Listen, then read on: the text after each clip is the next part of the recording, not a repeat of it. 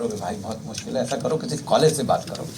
2 साल पहले आत्माराम सनातन धर्म कॉलेज में सलील भाई थे, उसमें 2 दिन का पूरा बड़ा कार्यक्रम हुआ था, बड़ा अच्छा कार्यक्रम हुआ था वो। तो मैंने कहा उनसे बात करो, शायद वहाँ जगह भी फ्री मिल जाएगा और जगह मिल जाएगी और बाकी व्यवस्थाएं हो जाएंगी। तो उसी बात की मुझे चिंता थी। जैसे आज इसने कहा कि मैं गाड़ी भेज दूँ सर, मैंने कहा नहीं भाई मैं आ जाऊँगा, गाड़ी भेजने की जरूरत नहीं है। मुझे पता है कि कितना मुश्किल है किसी प्रोग्राम को दिल्ली में ऑर्गेनाइज करना, लोगों को जुटा पाना। आज की जो हालत हो गई है उसमें लोग पता नहीं क्या क्या सोचते हैं, क्या क्या करते हैं और फिर बताते हैं कि डिप्रेस्ड हैं, अकेलापन हो रहा है। बहुत से लोग आजकल मेरे पास आते हैं, बच्चे लोग, अकेलापन हो रहा है। तो ये सब बातें अभी नए ज़माने की बातें हो रही हैं। मैं 5 मुद्दों पे बात करूंगा संरक्षण के संदर्भ में। संयोग की बात है, सारे मुद्दे 100 से शुरू होते हैं, लेकिन मेरा ऐसा कोई प्रयास नहीं था। पहला तो ये संज्ञान लेना कि ज्ञान क्या है। मृत्युंजय जी ने जैसे बताया कि ज्ञान के बारे में जो हमारी पूरी समझ है उसमें बड़ी समस्या है। एक तो उपनिवेशवाद के दरमियान हमें ये बता दिया गया कि आपका जो ज्ञान है वो ज्ञान है ही नहीं, वो तो अंधविश्वास है। हम भी ये मानते चले गए।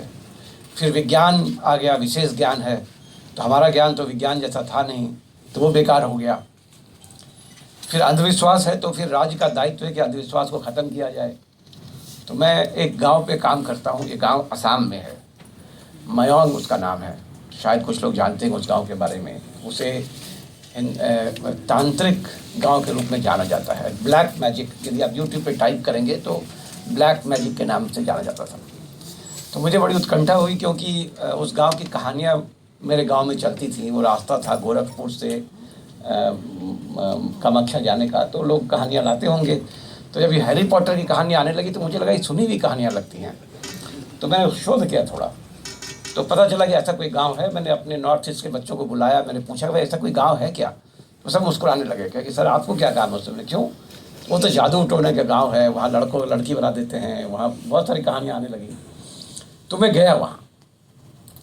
तो वहाँ एक पुलिस ऑफिसर थे जो मेरे दोस्त थे, तो उन्होंने मेरे जाने का इंतज़ाम किया। मैंने लाख उससे कहा कि कोई पुलिस का आदमी मुझे मत दो, तो उसने कहा नहीं बड़ा ख़तरनाक गांव है, तो पुलिस आदमी चाहिए तुम्हें।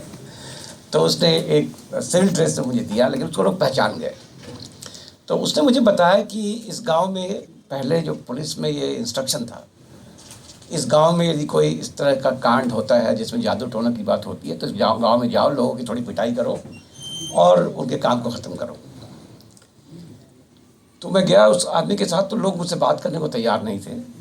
फिर मुश्किल से थोड़ी बातचीत हुई, तो पता चला कि पिछले 50 साल में उस गांव में सैकड़ों मैन्युस्क्रिप्ट या तो जला दिए गए हैं या पानी में बहा दिए गए हैं। अभी भी 300-400 मैन्युस्क्रिप्ट वहाँ बच गए हैं। फिर जब गांव वालों से दूसरी बार तीसरी बार थोड़ा रैपो मेरा बना, तब पता चला कि उसको ब्लैक मैजिक के रूप में प्रसिद्ध कर दिया गया है, लेकिन गांव वाले उसको वाइट मैजिक कहते हैं। मैंने कहा वाइट मैजिक क्या है? तो उसने कहा ये हीलिंग ट्रेडिशन है एक तरह का। इसमें चूँकि यहाँ पे बहुत लोग आके रहते थे और वनस्पतियाँ बहुत विकसित थी यहाँ पे, तो उससे कुछ दवाइयाँ बनती थी और उसके साथ साथ एक स्पिरिचुअलिटी का भी, जो भारतीय व्यवस्था में कई बार लगा रहता है, वो भी था। तो उस ज्ञान मानेंगे नहीं मानेंगे आप? जेएनयू में इस विषय पे जब बहस चलने लगी तो मेरे दोस्त कहने लगे अब तुम तंत्र की बात करोगे, अब तंत्र बंद की बात करेंगे। मैं उनको अभी भी कन्विंस नहीं कर पाया हूँ कि ये भी एक ज्ञान परंपरा है। अब संयोग की बात है कि बहुत से लोग इस पे काम करने लगे हैं। मेरी दोस्त है मधुलिका बैनर्जी, वो इस पे काम करती हैं दिल्ली यूनिवर्सिटी में। जेएनयू में कुछ प्रोफेसर हैं, कुछ काम करते हैं। लेकिन अभी भी हम बहुत सारी ज्ञान परंपराओं को ज्ञान परंपरा मानते ही नहीं हैं। जैसे कुम्हार का ज्ञान, एक पीएचडी मुझे देखने में आया कुम्हार के ऊपर, ज्ञान परंपरा। अब क्या नुएंसेस है मिट्टी के बारे में उसके ज्ञान का, क्या मजाल है किसी आम आदमी को उसको पकड़ पाने में कि मिट्टी का कितना क्वालिटी होता है, किस मिट्टी से कौन सा बर्तन बन सकता है। इसमें पूरी एक मोटी सी किताब लिखी जा सकती है, जो उन्हें नहीं लिखी है क्योंकि उसमें लिखने की परंपरा नहीं थी। तो पहली बात तो यही कि संज्ञान लेना कि ज्ञान क्या है और जो टेक्स्ट लिखे गए हैं वो ज्ञान के टेक्स्ट है या नहीं है। और इस विषय में बहुत बातें हो सकती हैं, मैं ज़्यादा बात नहीं करूँगा क्योंकि इसमें पूरा एक फिलॉसफी ऑफ साइंस का डिबेट आता है। कि ज्ञान केवल वही है जो एक न्यूटोनियन साइंस के मॉडल पे आप प्रयोग के द्वारा समझ सकते हैं। यदि प्रयोग नहीं कर पाए तो ज्ञान नहीं है। तो दिल्ली विश्वविद्यालय में जब एडमिशन लिया तो साइकोलॉजी डिपार्टमेंट में जाता था कभी, एक बहुत बड़ा मशीन वहाँ रखा हुआ था, कोई 2-4 करोड़ में खरीदा गया। तो मैंने पूछा क्या है, तो कहा कि कॉन्शसनेस को मैप करने का मशीन है। तो मैंने कहा मेरा मैप करके बताओ कैसा कॉन्शसनेस है। बोला नहीं, अभी तक यूज़ नहीं हो पाया है। तो पता चला क्यों है भाई, तो वो संघर्ष था साइकोलॉजी डिपार्टमेंट का सोशल साइंस से साइंस में जाने के लिए, जिसके लिए कहा जाता था कि ये मशीन हो सकता है, नाप सकते हैं, सब वैज्ञानिक है, प्रयोग कर सकते हैं वगैरह वगैरह। तो ज्ञान की राजनीति वहाँ से शुरू होती है, जिसमें कि बहुत सारे ज्ञान परंपराओं को, जो लौकिक परंपराएं जो लोगों ने प्रोड्यूस की हैं, उसको ख़त्म कर दिया, माना ही नहीं गया कि ज्ञान है वो। एक दूसरे गांव में मैं काम करता हूँ, वो मिथिला में है, सरसप पाही, यहाँ की न्याय दर्शन का 1000 साल का इतिहास है। टेक्स्ट लिखे गए गांव के अंदर, पढ़ाई होती थी गांव के अंदर, डिबेट में था गांव के अंदर, कोई उसको ज्ञान मानता नहीं था हाल तक। अब धीरे धीरे लोग मानने लगे। दोबारा यूनिवर्सिटीज़ की भी बात कर रहा हूँ, अब लोग न्याय पे गांव में बात करने लगे, यूनिवर्सिटीज़ बात करने लगे। तो ये एक परेशानी पहले तो यही है कि ज्ञान क्या है और धर्म क्या है। क्यों ऐसा है कि हमारी ज्ञान परंपराएं भी दुनिया भर में धर्म विभाग में पढ़ाई जाती हैं, यानी भारतीय दर्शन जिसमें कि भगवान का जिक्र नहीं है, 6 दर्शन में भगवान का कोई जिक्र नहीं है, उसको अमेरिकन यूनिवर्सिटीज़ में फिलॉसफी डिपार्टमेंट नहीं पढ़ा जाता है, उसे डिपार्टमेंट ऑफ रिलीजन में पढ़ा जाता है। I don't understand why. So एक तो पहली यही बात है कि ज्ञान है क्या, इसका संज्ञान लेना। अब मुझे लगता है राहुल जी लेफ्ट के नज़दीक होने के बावजूद उन्होंने संज्ञान लिया कि ज्ञान है, ये विज्ञान बहुत महत्वपूर्ण है।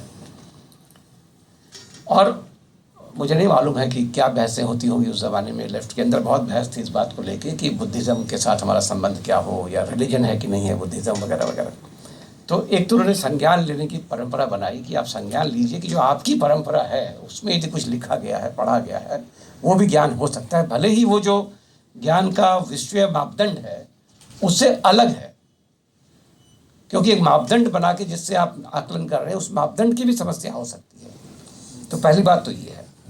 दूसरी बात है ये संकल्प लेना कि ज्ञान की का संरक्षण करना है हमें। क्यों करें, क्यों हम उस टेक्स्ट को बचा कर रखें, क्या फ़ायदा है। तो ये बहुत बड़ा सवाल अभी हो गया, खासकर जब से नॉलेज फॉर मार्केट और मार्केट फॉर नॉलेज का हो गया। अब तो हमारे छात्र भी पूछते हैं सर ये पढ़ के मुझे क्या फ़ायदा होगा। पैथागोरस से जब लोग पूछते थे कि सर क्यों पढ़े हैं आप, जो पढ़ा रहे हैं क्या फ़ायदा होगा, तो अपने दूसरे छात्रों को कहते इसको कुछ पैसे दे के विदा करो, इसको हर चीज़ से फ़ायदा चाहिए तो कुछ पैसा मिल जाए। तो अब पूछते हैं कि भाई क्या नौकरी मिलेगी कि नहीं मिलेगी। तो ऐसे में ये संकल्प करना कि ज्ञान का संरक्षण हमें करना है, ज्ञान के संरक्षण के लिए हमें अपने को कमिट करना है, आसान नहीं है ये संकल्प करना। और ये संकल्प करना आज और विकट होने वाला है, जबकि ज्ञान को लेके राजनीति इस तरह शुरू हो गई है। जैसा अशोक जी ने बताया कि अब सोचने पे पहरा है, पहले बोलने पे थोड़ा पहरा था, अब सोचने पे भी पहरा होने वाला कि अब सोच क्या रहे हैं वो भी लोगों को मालूम हो जाता है और उस पर भी परेशानी हो सकती है। तो ऐसे में ये संकल्प करना कि आपको ज्ञान का संरक्षण करना है वो डिफ़िकल्ट काम है। राहुल जी के लिए जितना डिफ़िकल्ट काम रहा होगा उससे ज़्यादा डिफ़िकल्ट काम आज के युवाओं के लिए, क्योंकि उनके लिए और भी परेशानियाँ हैं, plus state is not favourable. कम से कम ब्रिटिश राज के साथ एक बात थी कि चाहे किसी भी तरह का ज्ञान हो, चाहे उसके मॉडल ऑफ ज्ञान के अंदर वो आता है कि नहीं आता है, वो फिर भी ज्ञान का संकलन में लगा रहता था। और इसीलिए बहुत सारे ज्ञान की पुस्तकों को उन्होंने पुनरुद्घाटित किया। ये शायद उस सदी में जो ज्ञान के प्रति लालसा थी, आधुनिकता की जो ज्ञान के प्रति लालसा रही होगी, उस लालसा के तहत हुआ होगा निश्चित रूप से। जो पुस्तकालयों का सृजन हुआ उस पीरियड में दुनिया भर में मुझे लगता है पुस्तकालय आम हो गए। पहले पुस्तकालय बहुत खास हुआ करते थे, अब पुस्तकालय आम हो गए। तो वो एक संकल्प की बात थी। राजनीतिक क्लास का, जो पॉलिटिकल क्लास है, उनका संकल्प पहले शायद थोड़ा रहा होगा ज्ञान को लेकर। अभी उनको ज्ञान के बारे में सिर्फ इतना है कि ज्ञान भी एक आइडियोलॉजी है, आइडियोलॉजी का पार्ट है। जो जब वो कहते हैं कि हमें विश्व गुरु बनना है या भारतीय ज्ञान परंपरा बहुत बड़ी चीज़ है, तो मुझे ये नहीं मालूम है कि ज्ञान परंपरा के प्रति उनका कितना कमिटमेंट है। मुझे लगता है ज्ञान परंपरा को भी एक आइडियोलॉजिकल टूल की तरह यूज़ किया जाने लगा है, और ये बड़ा ख़तरनाक है, क्योंकि जो पॉलिटिकल क्लास इस वक्त ज्ञान परंपरा को आइडियोलॉजिकल टूल की तरह यूज़ करता है, उसके जाने के बाद कहीं ऐसा ना हो कि ज्ञान परंपरा को उसके साथ ऐसा जोड़ दिया जाए कि बाकी लोग उसके बारे में बात ही करना छोड़ दें। तो ये भी खतरा बहुत बड़ा है। तो ये संकल्प करना कि ज्ञान परंपरा को संरक्षण करना है पॉलिटिकल क्लास के लिए बहुत मुश्किल है, कर नहीं पा रहा है, क्योंकि उनका जो इमीडिएट गोल है वो इमीडिएट गोल ज्ञान के साथ कुछ नहीं करना है, बल्कि एक आइडियोलॉजिकल पॉइंट को स्कोर करने का है। तब तीसरी बात आती है संकलन की, कि आप संकलन कैसे करेंगे। और जैसा अशोक जी ने बताया कि राहुल जी के लिए सबसे बड़ा काम था उसको उपलब्ध कर लेना, जुगाड़ कर लेना, ले लेना उसको। अब जब ज्ञान इंटेलेक्चुअल प्रॉपर्टी है तो संकलन करना बहुत मुश्किल है। लोग भी आपस में बात नहीं करना चाहते, मेरा ज्ञान चुरा के ले जाएगा। पहले ज्ञान दान करने की चीज़ थी कि दान कर दो, बढ़ेगा। मतलब कहते थे ऐसी संपत्ति है कि जितना दोगे उतना बढ़ेगा। नाम ही नहीं लिखते थे। मैनेजर कॉपीराइट नहीं था। मैनेजर पांडे ने किताब के बारे में बात की, देशर का था। बोला कि जो लेखक है वो लिख रहा है कि मैं तो कुछ नहीं लिख रहा हूँ, वो पुरानी किताब है उसी को दोहरा रहा हूँ, जबकि किताब बिल्कुल नहीं थी। और बहुत सारी ऐसी किताबें इसमें लेखक का नाम ही नहीं पता है। अब तो हम पहले क्लेम करते हैं कि मैं सबसे पहले मैंने ये कहा है, जैसे न्यूज़ चैनल कहते हैं कि सबसे पहले खबर लाने वाले, वैसे अब लेखक भी कह रहे हैं मैंने। अब लड़ाई ये हो रही है लोगों की, बहुत सारे छात्र इस बात पर लड़ते हैं मैंने पहले कहा था सर इस बात को। तो ये जो ज्ञान के संकलन की समस्या हो गई है कि लोग ज्ञान को बांटना भी नहीं चाहते हैं। आप अब मैन्युस्क्रिप्ट लेने जाइए, कहीं पे मिला तो एक परिवार के बारे में मुझे मालूम है, मैन्युस्क्रिप्ट को चार भाइयों ने 4 भाग में बांट लिया। मुझे यह नहीं पता कि 4 अलग-अलग भागों में मैन्युस्क्रिप्ट का क्या होगा, देने को तैयार नहीं है। और जब देने को तैयार थे बेचना चाहते थे। वो संकलन का कॉन्सेप्ट नहीं उनको, वो भी कैपिटल है। आप बहुत मिथिला में आप जाएंगे, संयोग की बात है, लोग कहते हैं कि जब जिसने भी जलाया हो विश्वविद्यालय को, उसके बाद जो बुद्धिस्ट मॉन्क वहाँ से भागे तो बहुत सारा मैन्युस्क्रिप्ट लेके भागे, और वो आके मिथिला में उन्होंने बांट दिया, क्योंकि मिथिला में कोई यूनिवर्सिटी नहीं था, उसको तोड़ना भी मुश्किल था। इसीलिए अशोक जी आप बिल्कुल सही कह रहे हैं, छोटे छोटे इंस्टीट्यूट्स बने जिसको तोड़ना थोड़ा मुश्किल हो, बड़े विश्वविद्यालयों को ध्वस्त करना बहुत आसान है। तो मिथिला में जब अटैक हुआ तो कोई किसको तोड़ेंगे, आप घरों में सब कुछ है।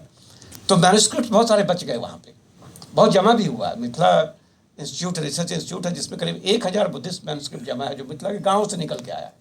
अभी भी पढ़े हैं मैन्युस्क्रिप्ट, लेकिन अब लोग देने को तैयार नहीं है, क्योंकि वो मैन्युस्क्रिप्ट को अब प्रॉपर्टी समझने लगे हैं, अब उसका संकलन की बात नहीं हो रही है। तो एक समस्या ये है कि संकलन के लिए लोगों के अंदर चेतना कैसे जगाई जाए। चाहे आपके पिताजी की किताब हो, लेकिन वो किताब एक सामूहिक संपत्ति है, वो आपकी संपत्ति नहीं है, वो एक कम्युनिटी की संपत्ति है। उसका संकलन जरूरी है, उसे बेचना आपके लिए ज़रूरी नहीं है। बेच के पैसे लेने के बदले आप उसे किसी पुस्तकालय को या किसी व्यक्ति को संकलन कर सके उसको देना, ये ज़्यादा कठिन हो गया। राहुल जी से ज़्यादा अभी कठिन हो गया है उसको उपलब्ध करना। फिर बात आई संरक्षण की, कि उसका संरक्षण कैसे किया जाए। और जैसा अशोक जी ने बिल्कुल सही कहा, मैं भी गया उस पुस्तकालय में, उस इंस्टीट्यूट में। जो सज्जन थे वहाँ पे इंचार्ज, वो खुद ही रो रहे थे कि सर फंड ही नहीं कि हम इसका ठीक से संरक्षण कर सकें। एक वहाँ मैन्युस्क्रिप्ट मैंने देखा, आपने भी देखा होगा अशोक जी, वो गोल्डन इंक से लिखा गया था। उसको कहते हैं बुद्ध वचन है, ये डायरेक्ट बुद्ध का वचन है जो डॉक्यूमेंट किया गया था, और गोल्डन इंक में लिखा गया। करोड़ों अरबों रुपये की उसकी कीमत हो सकती है, लेकिन न तो उसे भी पढ़ा गया है, न ही उसकी कॉपी बना के बाहर निकाली गई। ठीक है, गोल्डन वालों को बचा लो, लेकिन नॉर्मल कॉपी तो लोगों को देखने के लिए दो, वो नहीं हो पाया। तो ये जो संरक्षण की समस्या है, उसमें तो रिसोर्स की ज़रूरत है, और वो रिसोर्स मुझे लगता है कि पब्लिक को भी अपने अंदर विचार करना चाहिए कि हर गांव में, हर शहर में पीपल संरक्षण प्रोग्राम बन सकता है कि नहीं, लोग उसके बारे में कॉन्शियस हो सकते हैं कि नहीं, हम फंड करें सर, एक किताब को हम ओन करें कि इसका संरक्षण हम फंड करेंगे। और दूसरा, स्टेट को, मेरे ख्याल से जो स्टेट के बारे में मेरी अंडरस्टैंडिंग वो ये है कि मैं इसको कहता हूँ ये टेक्नो ऑथोरिटेरियन स्टेट है। अभी टेक्नो ऑथोरिटेरियन स्टेट हर चीज़ का टेक्नोलॉजिकल सॉल्यूशन देखता है। तो मैन्युस्क्रिप्ट को प्रिजर्व करना है तो उसको टेक्निकली डाल दो, इसमें डिजिटाइज कर दो। मैं कभी किसी लाइब्रेरियन से बात होती, ये तीन-मूर्ति लाइब्रेरियन से बहुत पहले, जब डिजिटाइजेशन शुरू हुआ था, तो उन्होंने कहा कि digitization is no guarantee that you can preserve it. एक वायरस में सब खत्म हो जाएगा, इसलिए अल्टीमेटली हार्ड कॉपी को वेबसाइट पर होगा कि उसको आप सुबह खोलेंगे तो दोपहर तक लोड हो जाएगा। तो हार्ड कॉपी को प्रिजर्व करना ये बहुत इंपॉर्टेंट है। इसके लिए रिसोर्स चाहिए, और इसके लिए स्टेट के ऊपर, भारत एक सामान्य देश नहीं है, ये सिविलाइजेशनल कंट्री है। 5000 साल का इतिहास कहते हैं लोग इसका है। तो ये जो रिसोर्सेज है वो किसी एक सरकार पर डिपेंड नहीं करनी चाहिए। पब्लिक मोरालिटी इसमें आने की ज़रूरत है कि उस कोई भी सरकार हो उसको ये प्रेशराइज किया जाए कि आप हमारा जो पुराना रिसोर्स है उसको प्रिजर्व करके रखें, उसको संरक्षण करें। लेकिन उससे भी ज़्यादा मुझे लगता है जो मैन्युस्क्रिप्ट संरक्षित होता है वो होता है लोगों के दिमाग में, कलेक्टिव कॉन्शसनेस में। हमारा मैन्युस्क्रिप्ट हमारे कलेक्टिव कॉन्शसनेस से बाहर हो गया है। प्रॉब्लम ये हो गया है, और वहाँ मेरा आखिरी पॉइंट आता है संवर्धन का। ज्ञान ऐसी चीज़ है, यदि उसका संवर्धन नहीं करेंगे उसका ह्रास होगा, वो गायब होगा। और संवर्धन कैसे होगा? संवर्धन तो यूनिवर्सिटी करेगा या फिर छोटे रिसर्च इंस्टीट्यूट करेंगे। कहीं ना कहीं आपको संवर्धन का मतलब है उसको एडवांसमेंट। जैसे अभी क्या हुआ है, हम आर्काइव्स बनाते जाते हैं, हम आर्कियोलॉजिकल स्टडी करते हैं, लेकिन उसको एक्सपैंड कैसे करें? जैसे भारतीय दर्शन के बारे में मुझे लगता है, मैं एक सेमिनार अटेंड कर रहा था तीन-मूर्ति में, उसका टाइटल मुझे अभी भी हास्यास्पद लगता है। उसका टाइटल था, बहुत बड़ा सेमिनार था, दुनिया भर के बड़े विद्वान आए हुए थे। टाइटल था rendering Indian philosophy in English language. 70-100 साल से यही कर रहे हैं, rendering Indian philosophy in English language. We are not doing philosophizing, we are not doing philosophy, we are not improving Indian philosophy.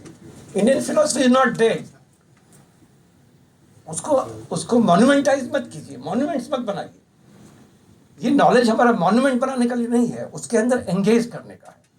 तो यूनिवर्सिटी के सिस्टम के अंदर से हमने अपने ज्ञान की परंपराओं को खारिज कर रखा है, उस पर हम बात ही नहीं करते हैं। हम उसको पोलिटिसाइज करते हैं लेकिन उस पर बात नहीं करते हैं, और जब तक उस पर बात नहीं करेंगे उसका संवर्धन नहीं होगा। आप अटैक कीजिए, एक दयाकृष्ण थे दार्शनिक, उन्होंने एक बात चलाई थी कि हम पूरा अटैक करें अपनी परंपरा के ऊपर, ताकि ये तो पता चले कि उसमें रिसोर्स क्या है। हम वो नहीं करते, हम सिर्फ गुणगान करते हैं कि हमारे पास सर्जन थे, हमारे पास एरोप्लेन का टेक्नोलॉजी था, तो भाई थोड़ा संवर्धन करके हमें बता दो कि अभी के टेक्नोलॉजी में क्या इंप्रूवमेंट आप कर सकते हो।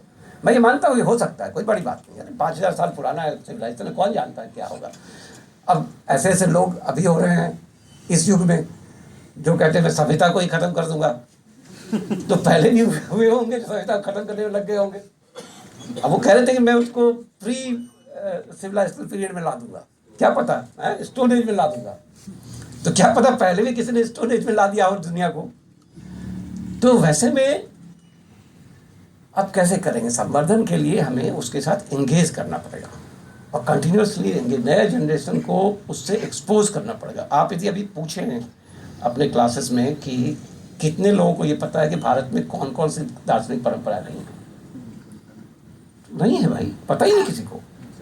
मैंने नहीं सुना था, मुझे नहीं पता था न्याय दर्शन कुछ दर्शन होता है। वो तो बाई चांस मैंने कुछ कहानी सुनाई तो उसने कहा ये तो न्याय दर्शन की कहानी लगती है। फिर मैंने पढ़ना शुरू किया, फिर मैंने कहा गाँव में ये होता है, फिर मैं गांव गया देखने के लिए, फिर मुझे पता चला ये तो 1000 साल का इतिहास है यहाँ पे, गांव में पूरा टेक्स्ट लिखने का काम करने का। मालूम ही नहीं लोगों की, इसमें गांव वालों को भी नहीं मालूम है, वो भी भूल गया है। बिल्कुल उस तरह से जैसे नालंदा विश्वविद्यालय मिट्टी के नीचे चला गया था, वैसे ही हमारी ज्ञान परंपराएं भी मिट्टी के नीचे चली गई हैं, और हम उसको उत्खनन करने में सक्षम नहीं है। उसका उत्खनन तभी हो सकता है जब ज्ञान का जो कांड है उस कांड के अंदर उसको शामिल करें, उसमें लगातार बातचीत करें, उसको खारिज करें। मुझे तो ये लगता है कि धर्म भी ज्ञान परंपराएं हैं। मनुष्य ने एक खास भाषा में अपने ज्ञान को संकलित किया, और मैं ये नहीं कर रहा हूँ, ये मार्क्स कहते हैं।